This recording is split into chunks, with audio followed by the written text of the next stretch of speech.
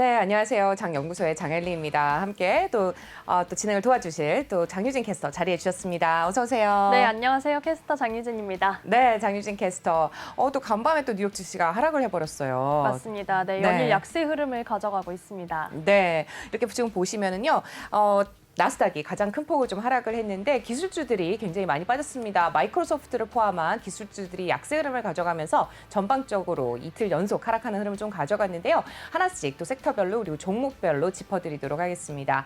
우선 좀 전체적으로 맵을 좀 짚어볼까요? 네, 지금 맵으로 살펴보셔도 금융주랑 일부 통신주를 제외하고는 전반적으로 빨간불 들어와 있는 모습을 확인하실 수가 있습니다. 특히 지금 앵커님 바로 옆에 있는 마이크로소프트가 네. 3% 넘게 빠지면서 좀 나스닥의 하락을 좀 주도했다고 볼 수가 있겠는데요. 이어서 바 차트를 통해서 추이를 살펴보겠습니다. 네, 현재 지금 바 차트로 확인을 하셨을 때는 금융주를 제외하고는 모든 섹터가 일제히 내림세를 기록한 상황입니다.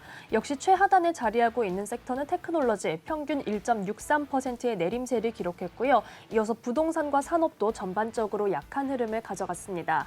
이렇게 좀 간밤에 약한 흐름을 가져갔기 때문에 주간 차트를 살펴보셨을 때도 전반적으로 하락 전환하는 흐름을 보여줬는데요. 주간 기준으로는 11개 섹터 중에서 필수 소비재만 선방을 했고 8개의 섹터는 하락 전환했습니다. 네, 오늘따라 유난히 붉은색이 굉장히 붉게 더 붉은색으로 보이는 그런 장이었던 것 같습니다. 우리 종목별로 좀 세세하게 살펴보도록 할 텐데요. 아까 말씀해주신 금융주 좀 좋은 흐름을 가져갔죠? 금융주 살짝 볼까요?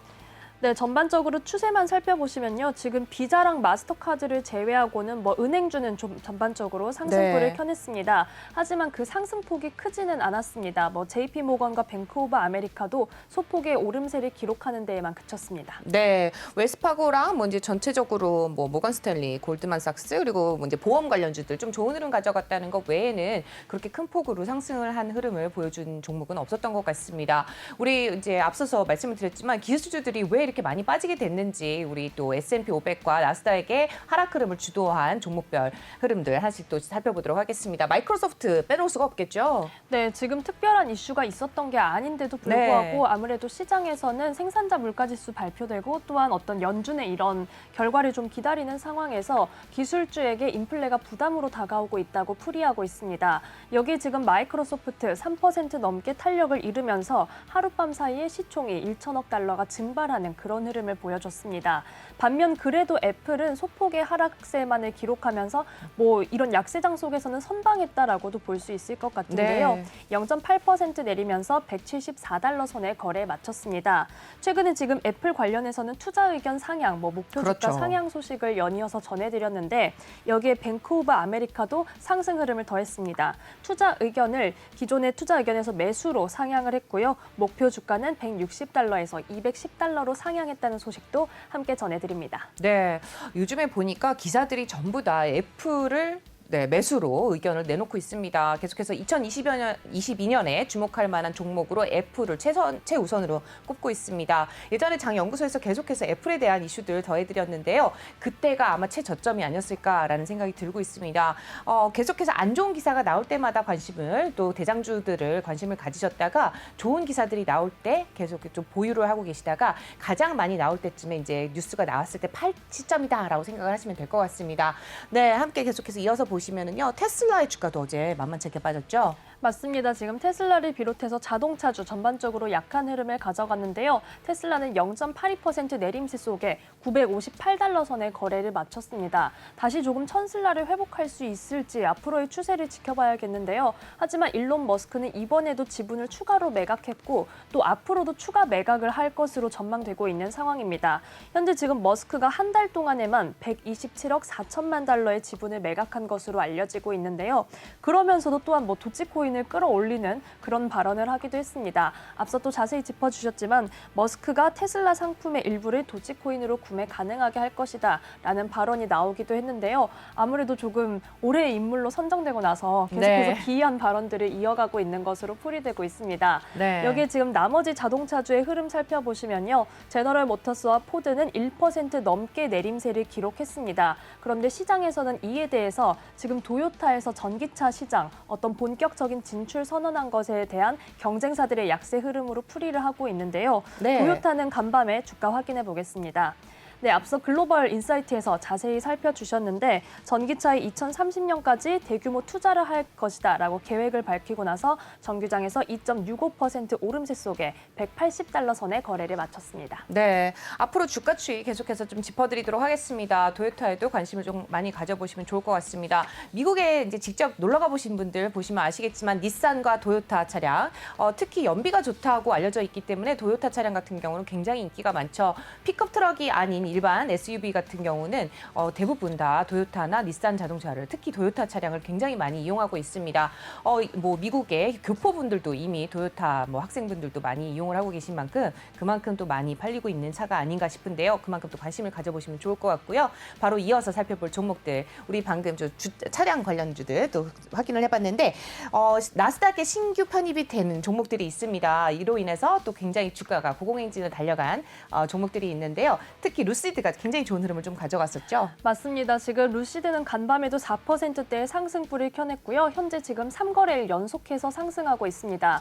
사실 루시드 같은 경우는 지난주에 증권거래위원회에서 소환장이 발부됐다라는 소식이 전해지면서 주가가 많이 타격을 입기도 했는데요. 이때 50달러 선까지 올라갔다가 30달러 선으로 내려오는 모습을 보여줬습니다. 하지만 3거래일 연속 상승세 속에서 간밤에는 40달러 선을 회복했는데요.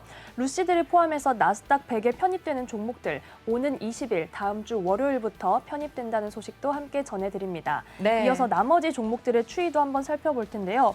사실 루시드를 제외하고는 전반적으로 기술주 약세 속에서 좀 내림세를 기록하는 모습 보여줬습니다. 두 번째 종목은 에어비앤비인데요. 사실 신규 편입 종목 중에서는 차트가 가장 조금 약한 모습을 보여주고 있기도 합니다. 네, 아무래도 오미크론 때문이겠죠? 맞습니다. 아무래도 좀 리오프닝주로도 분류가 되는데 올해 어떻게 좀 강세를 가져가지 못하는 모습을 보였는데요. 한 달간은 주가가 18% 내렸지만 1년간은 29% 오른 것으로 현재 분석되고 있습니다.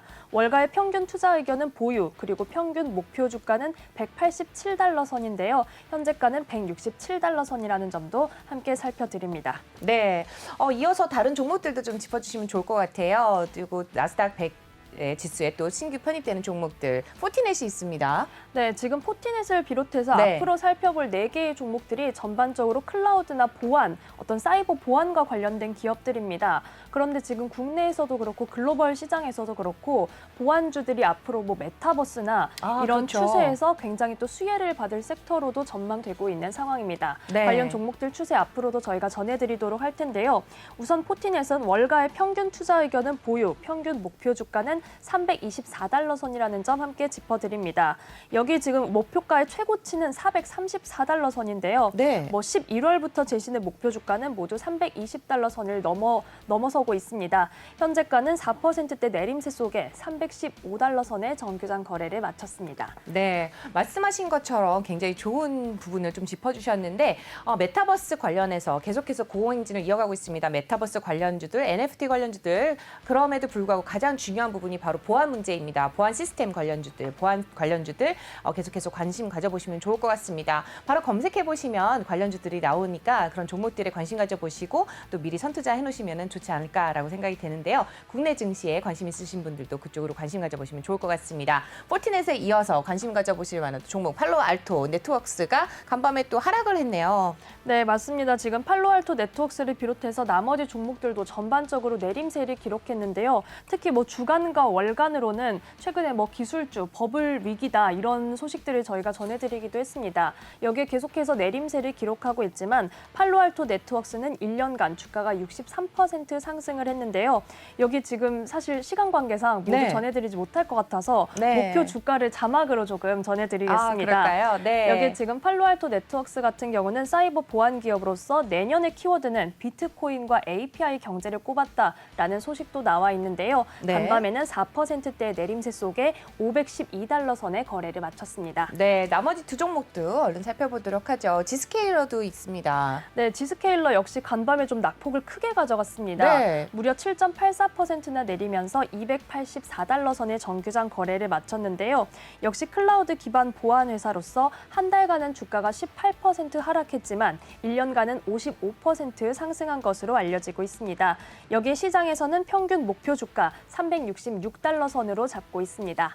마지막 종목인 데이터 도구까지 살펴보겠습니다. 데이터덕도 굉장히 유명한 기업이죠. 근데 맞습니다. 둘 다 굉장히 낙폭을 크게 가져갔네요. 네, 아무래도 좀 기술 성장주들이 크게 좀 부담을 가져간 것으로 풀이되고 있는데요. 네. 역시 정규장에서 6% 넘게 탄력이 떨어졌습니다. 160달러 선의 거래를 마쳤는데요. 하지만 지금 월가의 평균 목표 주가는 178달러 선인데 여기에 조금 평균의 함정이 있습니다. 연초에 제시됐던 목표 주가가 80달러 선이어서 좀 평균을 크게 깎아내리는 상황인데요. 하지만 최근에 제시된 목표 주가는 모두 200달러 선을 상회하고 있다는 점도 함께 짚어드립니다. 네, 그 밖에 특징주들이 굉장히 많이 있는데 우리 비욘드 미트 하나만 더 짚어드리면 어떨까요? 맥도날드와 또 콜라보를 하게 되는 비욘드 미트 주가 함께 확인을 좀 해보도록 하겠습니다. 비욘드 미트 간밤에 9% 넘게 상승했죠? 맞습니다. 지금 내년부터 맥도날드와 함께 맥플랜트, 이 식물성 버거를 대대적으로 확장할 계획이다라고 밝혔는데요. 이에 대해서 또한 파이퍼 샌들러는 맥플랜트에 대해서 소비자들의 긍정적인 반응이 예상된다라고 분석했습니다. 여기에 목표 주가 기존의 61달러에서 64달러로 상향하기도 했는데요. 간밤에 이미 이 목표 주가를 넘어버리는 그러네요. 강한 흐름을 보여줬습니다. 안녕하세요. 내외경제TV의 장유진입니다. 저희 내외경제TV의 다양한 영상과 콘텐츠 잘 보고 계신가요? 더 많은 영상과 콘텐츠를 원하신다면 지금 왼쪽의 버튼으로 저희 채널을 구독해주세요.